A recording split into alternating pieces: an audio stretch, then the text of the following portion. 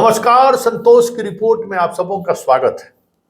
और आज हम संतोष की रिपोर्ट में चर्चा करने जा रहे हैं कि सुनील सिंह को लेकर जो कार्रवाई हुई है, इस तरह की कार्रवाई खास करके राजपूत नेताओं के साथ नीतीश ने पहली बार नहीं किया है।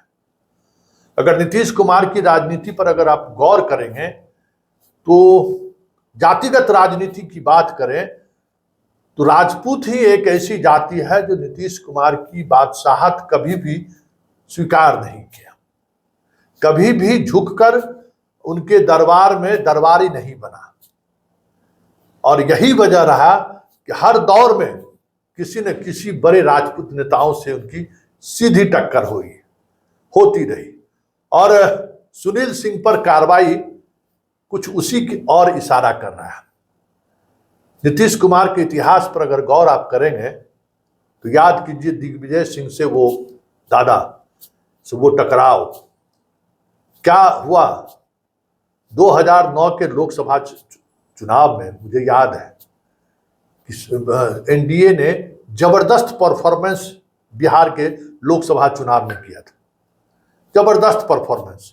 लेकिन नीतीश कुमार एक सीट बांका हार गए और उस हार की वजह से नीतीश कुमार ने प्रेस कॉन्फ्रेंस नहीं किया।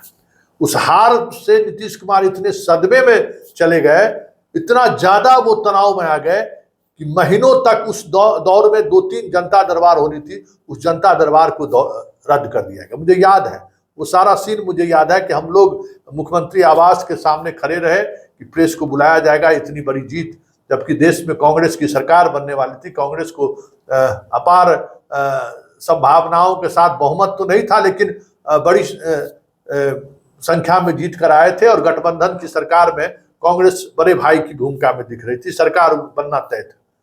लालू यादव का सुपड़ा साफ हो गया था। नीतीश कुमार ने बड़ी मजबूती के साथ केंद्रीय राजनीति में भी महत्वपूर्ण रोल में नजर आ रहे थे। लेकिन एक दिग्विजय सिंह की सीट हारने से उन्होंने प्रेस कॉन्फ्रेंस तक नहीं किया, बिहार की जनता को उसने बधाई तक भी नहीं दिया। ये कोई नई बात नहीं है। राजपूतों से उनका राजनीतिक विरोध हमेशा रहा है और स्वाभाविक भी है, क्योंकि बाढ़ कंस्टिट्यूएंसी में हमेशा उनको राजपूत से ही टक्कर होता था। विजय कृष्ण खड़े हो जाते थे। एक बार तो वो चुनाव भी विजय कृष्ण से हार गए। बामुश्किल लालू यादव ने कुछ ऐसे पत्ता खेला कि अंतिम समय में वो फिर जीत गए, जबकि अनाउंस होने की स्थिति हो गई थी कि विजय कृष्ण चुनाव जीत गए। तो विजय कृष्ण की वजह से वहां राजपूत नीतीश कुमार के साथ उस तरीके से नहीं जुड़े जिस तरीके से अन्य जातियां उनके साथ जुड़ते रहे। हालांकि ऐसा नहीं है कि राजपूत पूरी तौर पर उनके खिलाफ ही रहा। राजपूत में भी एक वर्ग उनके साथ हमेशा खड़ा रहा। जिस दौर में उनकी राजनीति उस तरीके का प्रमाण नहीं चल रहा था, उस दौर में भी राजपूत का एक बड़ा वर्ग बाढ़ कंस्टिट्यूएंसी में रहा। और उसी वजह से बाढ़ कंस्टिट्यूएंसी का नाम भी नीतीश कुमार ने खत्म ही करा दिया। उसी जिद की वजह से, उसी ईर्ष्या की वजह से लोकसभा कंस्टिट्यूएंसी को ही उसने खत्म करा दिया। मुंगेर एक नया कंस्टिट्यूएंसी में सब कुछ शामिल कर दिया उसने। उसकी पृष्ठभूमि यही मानी जाती है। और औरंगाबाद के सुशील सिंह से उनसे विवाद हुआ तो सुशील सिंह को हराने के लिए आरजेडी कैंप में अपने साथियों को भेज दिए। खैर उस बार तो वो चुनाव नहीं हारे, लेकिन इस बार वो चुनाव हारे। तो ये कोई नई बात नहीं है। आप देख लीजिए प्रभुनाथ सिंह से इनका रिश्ता, जो प्रभुनाथ सिंह इनको स्थापित करने के लिए लालू यादव के उस वर्चस्व और शहाबुद्दीन के उस वर्चस्व को तोड़ा उन्होंने। काफी अच्छे रिश्ते भी रहे लंबे समय तक, लेकिन एक दौर ऐसा आया कि कहा जाता है कि पर्दे के पीछे प्रभुनाथ सिंह को हराने के लिए नीतीश ने ही साजिश रच दी और वो लोकसभा चुनाव हारे। और उस हार के बाद फिर कई मुकदमा उन पर चलना शुरू हुआ, सजा मिलनी शुरू हो गई और फिर प्रभुनाथ सिंह राजनीति से कहिए कि कोसों दूर चले गए। नरेंद्र सिंह से भी उनकी कभी नहीं बनी। ये अलग बात है कि नरेंद्र सिंह अपने अंदाज में राजनीति करते रहे और अपना प्रभाव की वजह से चुनाव जीतते रहे। इसलिए नीतीश की मजबूरी रही कि नरेंद्र सिंह के परिवार को कुछ न कुछ वो मंत्री पद या फिर नरेंद्र सिंह को वो सम्मान करते रह गए। नरेंद्र सिंह भी उनसे कभी हार नहीं माना, नरेंद्र सिंह से लेकिन नरेंद्र सिंह को भी बर्बाद करने की कम कोशिश इन्होंने नहीं की। दिग्विजय सिंह को बर्बाद करने की कम कोशिश नहीं की। यह अलग बात है कि नरेंद्र सिंह, दिग्विजय सिंह ने एक अलग तरीके की राजनीति अपने कंस्टिट्यूएंसी में जारी रखा। इस वजह से उस इलाके में कह सकते हैं कि उस इलाके से जदयू का पत्ता ही साफ हो गया। वो इलाका जदयू का सबसे प्रभावशाली इलाका माना जाता था, लेकिन आज जदयू सब वो उस इलाके से हाशिए पर चला गया। सांसद होना अलग बात है, लेकिन वो हाशिए पर चले गए उस इलाके से। उस इलाके में विधानसभा में सबसे ज्यादा हार इनको उसी इलाके में देखना पड़ा। वो बेल्ट उनका चला गया। वही स्थिति छपरा, सिवान, गोपालगंज का जो इलाका है, जिस इलाके में प्रभुनाथ सिंह और बाकी कॉम्बिनेशन के साथ जो ये चुनाव लड़ते थे, उन इलाकों में भी प्रभुनाथ सिंह के टकराव के कारण जो ये हाशिए पर गए, फिर इनकी वापसी नहीं हुई। बुरी तरह से विधानसभा में, लोकसभा में इस बार भी उस इलाके से इन्होंने शिवहर जीत लिया।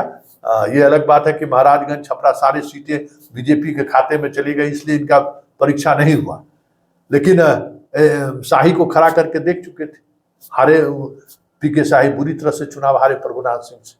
खैर बीजेपी के उम्मीदवार आए तो वो जीतने लगे, लेकिन जदयू फिर दोबारा उस इलाके में उनकी वापसी नहीं हुई। कई उनके खास विधायक बीजेपी के साथ चले गए, मंटू ने चला गया, कई विधायक उसके हैं। तो वो दो इलाके भले ही वो लड़ाई लड़े, लेकिन मिट गए, वहां उनकी भी वजूद समाप्त हो गया। और तीसरा व्यक्ति जिसको खत्म करने के लिए ये एड़ी चोटी एक लगाए रखे, लेकिन आज भी वो टिका हुआ है, तो वो है जगदानंद सिंह का परिवार। जगदानंद सिंह के खिलाफ भी ये कम मुहिम नहीं चलाए। जगदानंद सिंह के बेटे को अपनी पार्टी में सुशील मोदी के साथ मिलकर उन्होंने परिवार को ध्वस्त करने के लिए भी इसने 2005 के बाद क्या नहीं किया, जेल तक भिजवा दिया उसके परिवार के सदस्यों को। जबकि सबको पता है कि आज की राजनीति में जगदानंद सिंह से करीबी कोई भी पॉलिटिशियन नीतीश कुमार के नहीं रहे हैं, जितना करीबी जगदानंद सिंह और नीतीश कुमार रहे। नीतीश कुमार के कई बहन की शादी में जगदानंद सिंह भाई के रूप में हमेशा भाई की भूमिका में रहे हैं। उनके खुद के शादी में, मतलब जगदानंद सिंह और नीतीश कुमार के बीच इस तरीके का रिश्ता रहा है कि कोई सोच नहीं सकता है। साइकिल चलाते थे जगदानंद सिंह, के पीछे नीतीश कुमार बैठते थे, इस तरीके का रिश्ता रहा। लेकिन लालू से अलग होने की जब बात हुई तो जगदानंद सिंह ने कहा कि नहीं, हम लालू को नहीं छोड़ सकते, तुमको छोड़ सकते हैं लेकिन लालू को नहीं छोड़ सकते। और उस बात को लेकर इस तरीके से उन्होंने गांठ बनाई कि आप सोच नहीं सकते हैं कि जगदानंद सिंह के परिवार को बर्बाद करने के लिए इसने किस हद तक नहीं चलेंगे। अभी विधान परिषद के चुनाव में जब अवधेश नारायण सिंह और जगदानंद सिंह के बेटे के बीच लड़ाई थी, किस परिस्थिति में अवधेश नारायण सिंह की जीत हुई है हर कोई जानता है। उनके बेटे के मामले में आरजेडी के कोटे से मंत्री बने, किस तरीके से परिस्थिति बना दी गई उनको मंत्रिमंडल से बाहर जाने को लेकर हर किसी को पता है। इस बार लोकसभा चुनाव में भी उसकी सुधाकर की जीत नहीं हो, इसके लिए एड़ी चोटी एक लगा दिया नीतीश कुमार ने। ये अलग बात है कि सुधाकर विधायक भी बन गए और अब सांसद भी बन गए, और तमाम तरह के साजिश के बावजूद भी जगदानंद सिंह आज भी मजबूती के साथ अपने इलाके में डटे हुए हैं। यह अलग बात है कि उस इलाके में जदयू हाशिए पर चला गया। भले ही जदयू हाशिए पर चला गया है, लेकिन राजपूत लीडरशिप को लेकर नीतीश कुमार का हमेशा बागी तेवर रहा है, बगावती तेवर रहा है और पनिष्ठ करने वाला तेवर रहा है। और इस वजह से आप याद करिए ना, 2005 में इनके साथ कौन लोग थे? प्रभुनाथ सिंह, नरेंद्र सिंह, दिग्विजय सिंह, वशिष्ठ दास, मतलब देख लीजिए हरिकिशोर सिंह के साथ इन्होंने क्या किया। जो हरिकिशोर सिंह इनके लिए जॉर्ज फर्नांडिस से लड़ गए कि नहीं, हमें बिहार में अगर लालू यादव को हटाना है तो हमें पिछड़े चेहरे के साथ राजनीति करना होगा। जॉर्ज के कैंप में होने के बावजूद भी हरिकिशोर सिंह उनसे दूरी बनाकर नीतीश के साथ खड़े रहे। लेकिन नीतीश की जब राजनीति बनी तो हरिकिशोर सिंह को वो सांसद कैसे न बना, इसलिए शिवहर कॉन्स्टिट्यूएंसीज को ही लेकर एक अलग तरीके की राजनीति उसने चलनी शुरू कर दी। तो ये जितने चेहरे आप दिख रहे हैं, हरिकिशोर सिंह, दिग्विजय सिंह, नरेंद्र सिंह, प्रभुनाथ सिंह, जगदानंद सिंह, ये सारे ऐसे चेहरे हैं जिन चेहरों को लेकर नीतीश कभी सहज नहीं रहे। वशिष्ठ, विजय कृष्ण, कई चेहरे हैं जो बड़े बड़े राजपूत के नेता रहे, उनको लेकर कभी सहज नहीं रहे। और इसकी सहजता नहीं रहने के पीछे भी वजह यही रहे कि ये लोग कभी इनके वर्चस्व को, इनके दासत्व को स्वीकार नहीं किया। राजनीति में दासत्व को स्वीकार करना आज के लिए जरूरी है, उसने कभी इन लोगों ने स्वीकार नहीं किया, इसलिए लड़ते रहे। ये अलग बात है कि इस लड़ाई का आज परिणाम सामने में है कि नीतीश खुद हाशिए पर चलेंगे। मुख्यमंत्री रहना एक अलग बात है, लेकिन राजनीतिक तौर पर जो व्यक्ति जिसकी पार्टी 2010 में खुद 120 से ज्यादा विधायक जीत कर आया, आज वो तीसरे नंबर की पार्टी है। लोकसभा चुनाव में 16 में 12 पर चले आए और लगातार इनकी राजनीतिक हैसियत कमजोर होती जा रही है। यह अलग बात है कि जोड़ तोड़ करके आनंद मोहन को लाए, फिर कुछ और नेताओं को इन्होंने शामिल किया, तो वो अलग तरीके की राजनीति वो साधते रहे।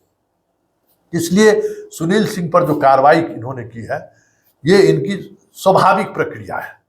इस स्वाभाविक तौर पर राजपूत लीडरशिप से अपने आप को एक अलग सेंटिमेंट से तौलते रहते हैं उनको। वशिष्ठ नारायण इतने दिनों तक इनके साथ इसलिए रह गए कि वशिष्ठ नारायण सिंह भाषाई मर्यादा का हमेशा ख्याल रखे, और हमेशा इन्होंने अपने बड़े भाई होने के बावजूद भी नीतीश से वो हमेशा उस तरीके का रिश्ता रखा जिसमें कोई जोर जबरदस्ती वाली बात नहीं, क्योंकि प्रभुनाथ सिंह, नरेंद्र सिंह, दिग्विजय सिंह हो, ये लोग जो हैं नीतीश कुमार पर जोर जबरदस्ती करके भी अधिकारियों का ट्रांसफर पोस्टिंग या किसी टिकट देने की भी बात होती थी तो समानांतर तौर पर बैठ के जबरन ही सही हक ले लेते थे।